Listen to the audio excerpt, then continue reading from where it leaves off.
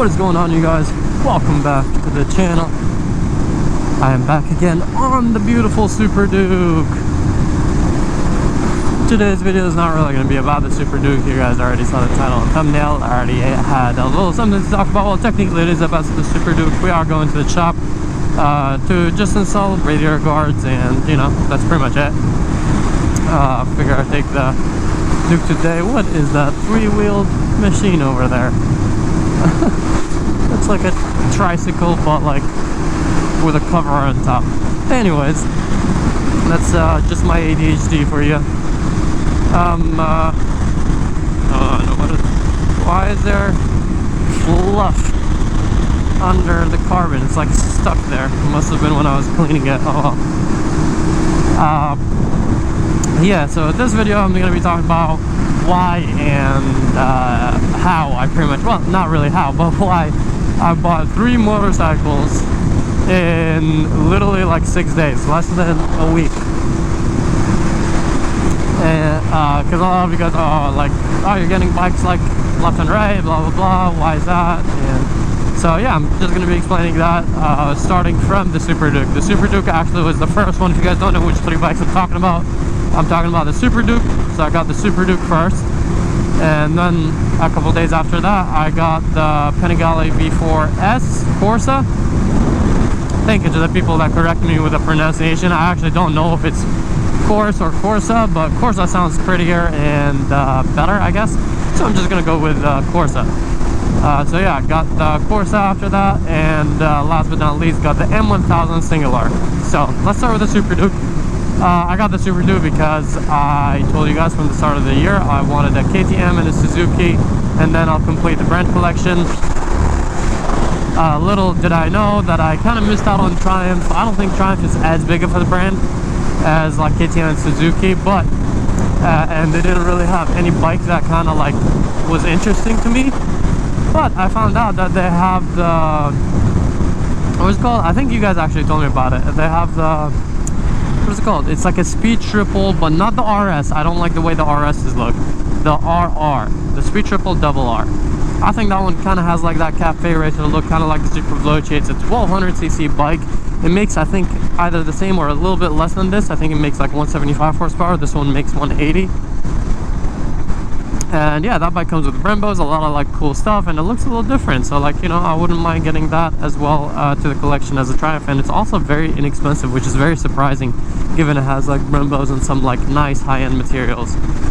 Pretty much I was saying that you guys wanted me to get the KTM more. I did votes on YouTube, and you guys voted for the Super Duke. I even put this against the RC8, and you guys voted for the Super Duke. I put the Super Duke against the Speed Triple, and you guys still voted for the Super Duke, and I put it against the Gixxer, and you guys voted for this one. So I looked around. I was actually at the BMW dealership the other day, and they told me that there's actually a KTM dealership right next door. So I went to visit them, and they actually had this exact same bike, and they had the silver one as well. So I took a look at them, asked about the price, blah blah blah. They told me I think it was like 24, pretty much 25 out the door, and I was like, okay, you know. They didn't want to work with me on the price at all. Even though I buy bikes a lot and spend a lot of money on them, I still want to get a good deal. Getting a good deal on a bike definitely makes me feel better about the purchase that I made. Plus, you know, why not get a better deal on the vehicles that you're getting? Especially when it's something like this, which is not like, you know, as rare or limited, or it's not really limited at all. So, you know what I mean? I'm pretty sure they can just be more flexible. So they didn't work with me at all with the price. They're like, oh, we can I think do your first service for free. I was like, come on, bro, like an oil change and a slight inspection. So all right, never mind. And then that kind of got into my head, and that's how I'm like, okay, fine, they didn't give me a good deal, then I'm gonna find it somewhere else. And I did some research, and I found out that Langston Motorsports, the dealership that I bought the Super Duke from, we're doing a little sale on it. And I hit them up over the phone, and I was like, hey, like, I'm interested in this, give me a good deal, and I'll literally come buy it like tomorrow. And they gave me a decent deal. So the next day I was like, all right, I'm gonna go check it out. if the bike is good and everything, then I'll pick it up. I went there to check it out, and on the way I was like, whatever, I'm just gonna do the application online. So I did the application to buy this bike online, and by the time I got there, it was already, you know, they're processing and everything, so they're prepping the bike and all that. And yeah, you guys are up to date with the rest, with all the videos that I've made ever since I picked it up. So the Super Duke was gonna come to the channel at some point because a lot of hype about it and you guys really wanted it on the channel. I did get a little too excited when I got it and ended up spending about probably like two to 3 grand that day. I spent like 1,500, a little bit more than I think 1,500 at the dealership itself, buying a bunch of carbon fiber and parts from KTM. And then I got home and I bought even like more stuff for it. So definitely got a little too excited. I wasn't planning on spending as much money on this bike, but I think I'm already like gonna be about $5,000 into it. So yeah, it definitely is like my cheapest bike, but at the same time, again, as I said, spending that decent amount of money on it, it's gonna end up being like a $35,000 bike with the build and everything. So yeah, it's definitely, it's grown on me. It's definitely like, well, not grown on me, I actually liked it from the start. It was like just a very different experience, a lot of fun. I definitely like enjoy riding it, and yeah, it's just very different. It has a lot of character, and I don't know, it's just, I like vehicles that feel different but still feel like fast and sporty at the same time. This one does give you that, but it gives you also like a Grom hooligan bike feel as well. So this is why I got the Super Duke, and yeah, hopefully a lot of more parts and stuff like that to come for. I'm still waiting on them. Everything was supposed to come earlier this month, but you know, KTM being KTM, everything is insanely delayed. I barely got any parts, all the rest are delayed. But besides that, after 2 days, my friend Flo, the owner of PDM Brands, was found like some ad saying that there's a V4S Corsa, my bad, on sale, and he was like, look at that, we should get that, it's a good deal, blah blah blah. And I was like, yeah, I mean, I wouldn't really want it, you know, because I have my V4R. But then he really pushed me to restart the rental business again, because I did it last year, if you guys don't remember, and it was going pretty well until a renter crashed my S1000RN package, and then kind of put a pause on it because I didn't have like any reliable business partners, because I can't run that thing all by myself. It's just too much work. With, you know, my main focus is on YouTube. That's kind of like a side gig. So since he asked me to like restart it, he's like, yeah, let's do it together, blah blah blah. He really wanted to. I was like, you know what, whatever, let's do it. So went there, talked to them. They gave us a steal of a deal on that V4S Corsa, so I was like, I just couldn't say no. So yeah, went to the bank, got the check. Yeah, and after that we were on our way to the dealership, which is funny because the dealership is literally like a few minutes away from my house, and it's a Harley dealership, and I never knew they existed there. So the fact that not only they had a V4S Corsa, which is very random, but like also that they're local, it kind of just lined up for me to get that Corsa, and it was a good deal. So honestly, like I wanted to get it regardless, like maybe even get it and make it a track bike, whatever it may be. I was down to get it. Ooh, GTR R35, one of my dream cars. If I didn't get the Plaid, I for sure would have gotten that instead. May have messed up by getting the Plaid. Should have got to my Model 3 and got an R35. Alright, let's not crash while staring at the R35. It looked like didn't see the tail as much, but I think it was like an older gen, like maybe a 2014-ish. But yeah, got the V4S Corsa because it was just a really good deal. So regardless of what I was doing with it, we wanted to get it, but obviously we got it mainly for the rental business. Low miles, like 2,000 miles, so got it, started the rental business, posted it and everything. And then after that, my friend Flo, he also had his name on the M1000 Single R, and then he was like, I don't really want to get it, I'm not gonna get it. And he was the first in line. His M1000 Single R was like the first in, if not the US, then in the West Coast. At least that's what I was told by the dealership. So he was like, man, what if we got it for the rental business as well? And I was like, I don't know if I want to get that bike, blah blah blah, because you know it's not a cheap bike, it's an expensive bike, and it's not really, it is brand new, so you know, like there's not much room for negotiation, especially because it's a very rare limited bike. So I wasn't very sure about, you know, getting that bike, but then last minute I was kind of like, you know what, let's do it. It's a publicity stunt, and plus I was like, it'll be good for YouTube to make some content with it, and worst case I can sell it and hopefully either break even or like lose a little bit of money on it if I wanted to sell it, if the business didn't succeed. And so far the business, I'm not gonna lie to you guys, is not doing well. Last year was definitely a lot better with the rental business. I think this year the market is too saturated, and there's a lot of people that are trying to rent out like their own personal bikes or whatever, if they have, like, if they're doing the same thing and it's not their personal bike and they're renting them out. But there's a lot of people that have, I think my friend told me that he found an R1 for $70 a day, which at that point, honestly, some of these people are not even making money, you know what I mean, unless they're doing some shady illegal activities. But as a business, it wouldn't make sense, because you got to calculate in depreciation, maintenance, and a bunch of other factors that, you know, like you have to spend out of your own pocket. So if you're not making a certain amount of money, you're technically either doing that for absolutely free, which doesn't make sense. Why would you let other people ride your bike for free? Or you're actually like losing money. If some people like actually put in the whole amount of miles that they can, which is 150 miles a day and stuff like that, then your vehicle is going to depreciate a lot, and it's not going to be good, and it's going to be a liability. So a lot of people are actually doing that, and yeah, the market is oversaturated. So like obviously me pricing my bikes at the price that I did is a little bit too high, so rented out a little bit in the start, but that's pretty much it. Hasn't been renting out as much after.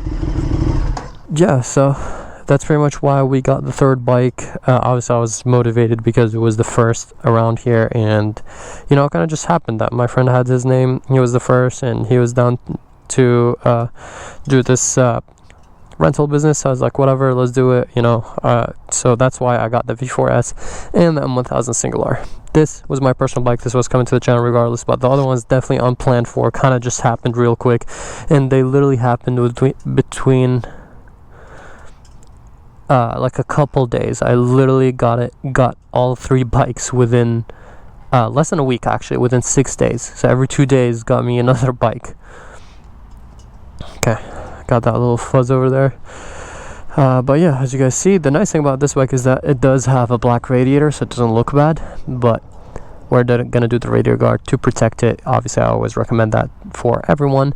I always tell you guys, do get a radiator guard. It does help a lot with protecting, because if you mess up your radiator, it's hundreds if not $1,000 or something like that. So definitely worth it. Radiator guard is like 150 bucks maybe for a nice quality one, and yeah, it's super easy to install. You guys can do it by yourselves, but I ride here to the shop just so I don't have to well, mainly to film. It's an excuse for me to ride and film. But yeah, so we're gonna install the radiator guards, and then we'll ride on the way back. But yeah, I was just explaining to you guys why I got 3 exotic bikes in pretty much 1 week. So that's pretty much what happened. That's why I got those 3 bikes. I think all in total for the 3 bikes were, I want to say $75,000 for all of those 3 bikes. But yeah, just wanted to let you guys know and update you about what's going on, and we'll resume when I ride back. Alright, we are back. That was literally like maybe 5 minutes, probably less. So what I thought is that I thought we were gonna have to take this off, because I thought it mounts right here. I didn't really take a look as much on the radiator guard, but for you guys that have a Super Duke or something like that, and or whatever this is compatible with, and you guys don't want to take it to a shop, it's super easy, by the way. It goes right here. So this is where it mounts. So literally you just fit it in and replace these 2 bolts. That's literally it. So, you know, I definitely thought that you would need to take this off, which is still not hard to take this off, but you know, when it comes to like having to take fairings off and plus all that stuff, since my garage is really small, as I said, I use this as an excuse to come here and support my friend with easy labor, you know. So yeah, I thought it mounts right here, which I was like, oh, I'm gonna have to take all this carbon and this off, so, and I just didn't want to deal with it. But if it was like this easy, it's kind of not worth it to take it anywhere. It's literally unscrew, screw like 2 bolts, and that's it. And now it's all solid and good. We did also delete the horn. I just smacked my watch. But yeah, we deleted the horn because I don't like the way it looks. And who even uses a horn on a motorcycle? I hated the circle like right here. So now it looks a lot cleaner, and we're protected from rock chips and stuff like that.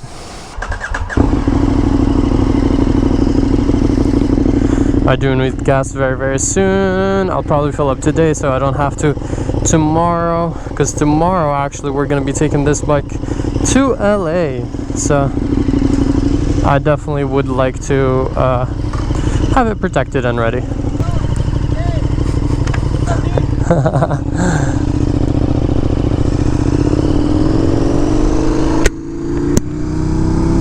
Wow, I forgot, like when you want to throw this bike around, it really goes. It's a very nimble bike. But yeah, let's get back to the topic. You know, the 3 bikes that I bought. As I said, so far, honestly, the business rental thing is not going very well at all. We had a few good rentals in the start, but now all of a sudden it died, which is very weird because in my account on RiderShare, I'm still a power owner, which means that you're supposed to hit a certain number of rentals and have really good reviews, and then you become a power owner, which pretty much the app shows your vehicles like in the start of the search. So like there's more of a likely chance that your stuff will get rented. But I think it's not going rented out because, as I said, the pricing and all that is getting like insanely competitive where it doesn't make sense. And both of my bikes are like pretty much the max price for a bike that you can have on the Retro app is actually $30,000. That's as far as they would cover. So anything after that, it's pretty much a liability, and you know, they're either not going to let you use that bike for the rental, or they won't insure it. So just a little kind of like info about how like this business works and all that. So because it doesn't really make sense to me, because both of my bikes, V4S Corsa is like a $30,000 bike, and so is the M1000 Single R. It's actually a little bit more than that, but you know, we're taking a little risk on it. I like Super Sports the best. I've gotten the Rush because, in my opinion, it's just like, it is an art piece, and that is what MV claims, is that MV Agusta is like motorcycle art. So it's literally an art piece, and is just very beautiful and extremely rare, and still very fast. So that's why I got the Rush, and I got the Super Duke because you guys really wanted on the channel. You guys wanted another bike, and I wanted a KTM. And since there's no new leader bike, like at the RCA is very old, like 2015 is like, I believe, the newest they have. That's why I decided to go that KTM or the naked Super Duke route. Plus it is a twin engine, so it does have a lot of character. It's very different than some of my other bikes. But the M1000 Single R is pretty much the same as my double R, just in a naked form, and obviously like not as good looking since I like Super Sports better, and it doesn't feel as good either. These bikes, yeah, the nakeds are better for commuting, but honestly for a taller guy like me, I'd rather commute on Super Sport than the naked bikes. Yeah, this is a more comfortable seating position and all, but I like the wind protection since I'm a taller guy. Like, way too much wind is hitting me right now. Yeah, so I like that little more aggressive tuck position, and the extra protection from the wind, and the extra stability, and the fact that they can do higher speeds a lot easier, because, you know, that is the fun part for me. Holy, I didn't expect this much traffic. Oh my god. These are the people that would get you really hurt or worse.